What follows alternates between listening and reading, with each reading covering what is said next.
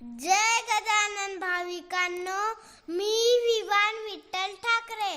मी तुमचं मनापासून मनापर्यंत स्वागत करतो. अनंत कोटी ब्रह्मांड नायक महाराजाधिराज योगीराज परब्रह्म सच्चिदानंद भक्तपती पालक शेगाव निवासी समर्थ सद्गुरु श्री गजानन महाराज की जय. जय गजानन भाविकांनो, श्री गुरु गजानन सेवा महाराजांचे दिव्यानुभव या भागात आज आपण पाहणार आहोत. सौ माधुरी मनोहर कुलकर्णी, इंदिरानगर, नाशिक या माऊलीचा अनुभव. अनुभवाचे शब्दांकन आहे श्री रवींद्र जोशी काका. अनुभवाचे बोल आहेत श्री गजानन माऊली. जय गजानन. एकदा मी खूप आजारी झाले. 5-6 दिवस झोप नाही, अन्नाचा कण पोटात नाही, अशक्तपणा कमालीचा आला होता.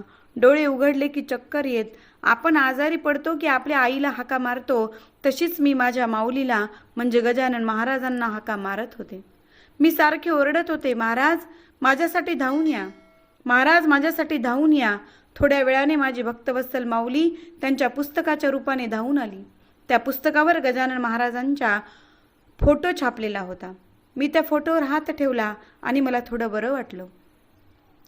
आधी मला वाटत होते की आपण या काही आजारातून उठणार नाही, पण फोटोवर हात ठेवल्यावर मला वाटले आता मी बरी होणार.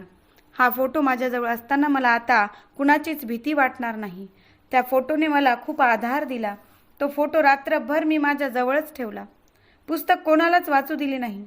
दुसऱ्या दिवशी मला दवाखान्यात ॲडमिट करण्यात आले. माझी गजानन माऊली बरोबर होती. 3-4 दिवसांनी मी घरी परत आले. माझी भक्तवत्सल दयाळू माऊली माझ्यासाठी धावून आली व तिनेच मला बरं केलं. महाराज आपल्यासाठी एवढं करतात, आपण पण त्यांची उपासना करायला पाहिजे. आजच्या धावपळीच्या युगात प्रत्येकजण व्यस्त आहे, तरी पण प्रत्येकाने नामस्मरण करायला पाहिजे. त्यांच्याच कृपेने मला नामस्मरण व अध्याय वाचन करायची सवय लागली. महाराजांची अशीच कृपा सर्व भक्तांवर राहो, हीच त्यांच्या चरणी प्रार्थना. श्री गजानन, जय गजानन. धन्यवाद.